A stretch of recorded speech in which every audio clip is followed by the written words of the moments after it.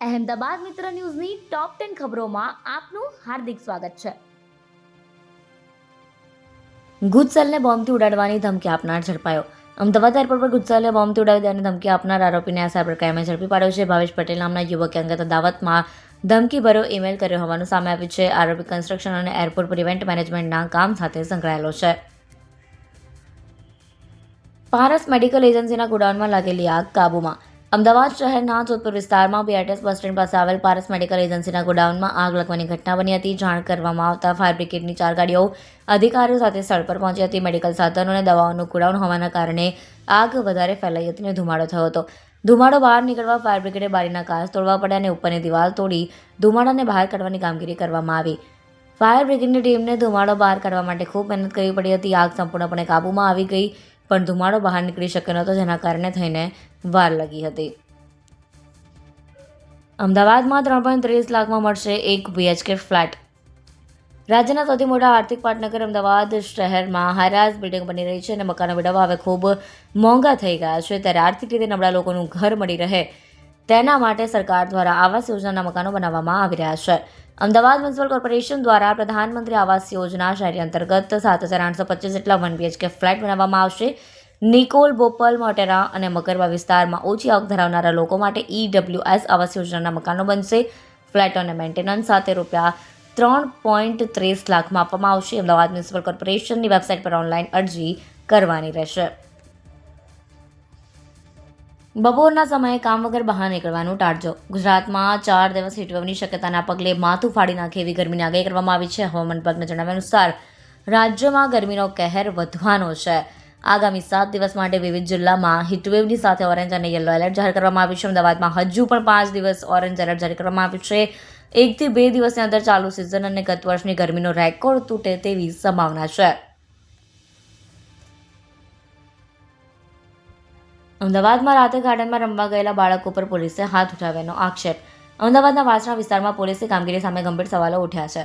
ગાર્ડનમાં રમવા ગયેલા 2 શાગીર બાળકો પર પોલીસ કર્મીઓએ હાથ ઉઠાવ્યો હોવાનો અને વિડીયો ઉતારતી યુવતીઓ સાથે ગેરવર્તણૂક કરી ઝપાઝપી કર્યાનો આક્ષેપ કરવામાં આવે છે. આ સમગ્ર ઘટનાનો વિડીયો પણ સામે આવ્યો છે, જેમાં રોષે ભરાયેલ યુવતી પોલીસ કર્મીને ગાળો ભાંડી રહી છે.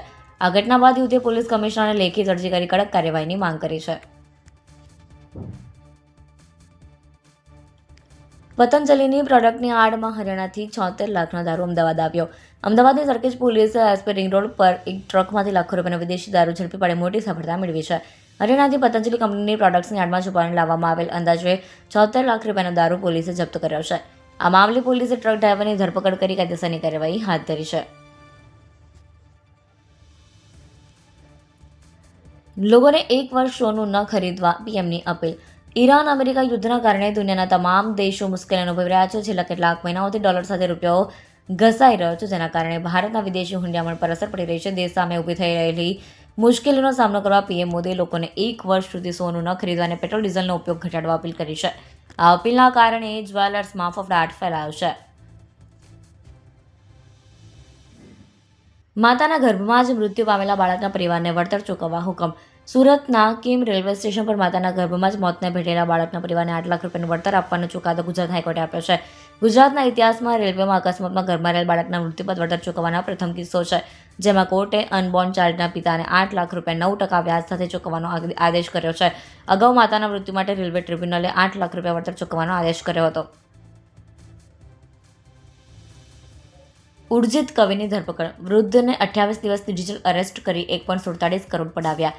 સુરતના એક 72 વર્ષીય સિનિયર સિટીઝનને નિશાન બનાવી ડિજિટલ અરેસ્ટ કરી રૂપિયા 1.47 કરોડથી વધુની રકમ પડાવી લેવાનું કૌભાંડ સામે આવ્યું છે. સુરત શહેર સાયબર ક્રાઇમ સેલે આ મામલે ટેકનિકલ સર્વેલન્સના આધારે અમદાવાદથી મુખ્ય આરોપી ઉર્જિત કવિની ધરપકડ કરી. આરોપીએ વૃદ્ધને મની લોન્ડરિંગના ખોટા કેસમાં ફસાવી 28 દિવસ સુધી માનસિક દબાણમાં રાખી આખી ઘટનાને અંજામ આપ્યો હતો. ગુજરાત યુનિવર્સિટીના ઓનલાઈન કોર્સનો ક્રેઝ વધ્યો. ગુજરાત યુનિવર્સિટીના centre of distance and online education વિભાગ દ્વારા શૈક્ષણિક વર્ષ 2026-27 માટે પ્રવેશ પ્રક્રિયા શરૂ કરવામાં આવી હતી. ફેબ્રુઆરીમાં શરૂ થયેલી ઓનલાઈન અભ્યાસક્રમ માટેની પ્રવેશ પ્રક્રિયા પૂર્ણ કરવામાં આવી છે. ગ્રેજ્યુએશન અને પોસ્ટ ગ્રેજ્યુએશનના વિવિધ ઓનલાઈન કોર્સમાં વિદ્યાર્થીઓને પ્રવેશ આપવામાં આવી છે. ગુજરાત યુનિવર્સિટીના 6 જેટલા કોર્સમાં કુલ 3,101 વિદ્યાર્થીઓએ રજીસ્ટ્રેશન કરાવ્યું હતું, જેમાંથી કુલ 341 વિદ્યાર્થીઓને એડમિશન આપવામાં આવ્યા છે, જેમાં ભારતીય વિદ્યાર્થીઓ સાથે આંતરરાષ્ટ્રીય વિદ્યાર્થીઓનો પણ સમાવેશ થાય છે.